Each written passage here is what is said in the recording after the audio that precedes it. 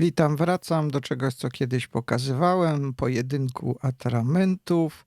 Tym razem zestawię ze sobą 2 i więcej Blue Blacków. Tutaj parkerowski, słynny Queen Blue Black, okazujący się już na rynku prawie 70 czy 80 lat. To nowsza edycja tego opakowania, zmieniło się troszkę tam logo od poprzedniego, a właściwie butelka bez zmian. Po odkręceniu wydaje się piekielnie ciemnym Blue Blackiem, a drugi jego konkurent, jeden z moich ulubionych Blue Blacków, to jest firmy Pilot, taki 30-mililitrowy pojemniczek.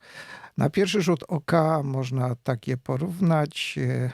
Obydwa wydają się bardzo ciemne, chociaż to takie wczesne złudzenie, można powiedzieć.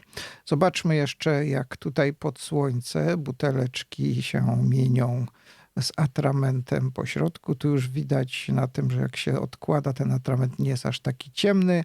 Właściwie Pilot wydaje się identyczny z tym Parkerem, który pokazywałem poprzednio, natomiast to takie złudzenie.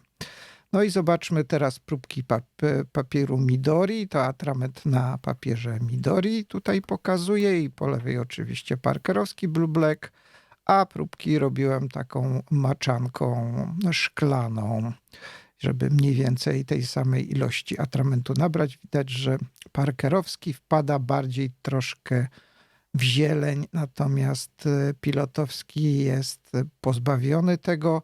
Tutaj jest zamaczane, napisane stalówką te 2 słowa na dole i tu też. I wydaje się, że Parker jest ciemniejszy przy napełnieniu stalówką, ale być może to takie złudzenie tutaj świetlne.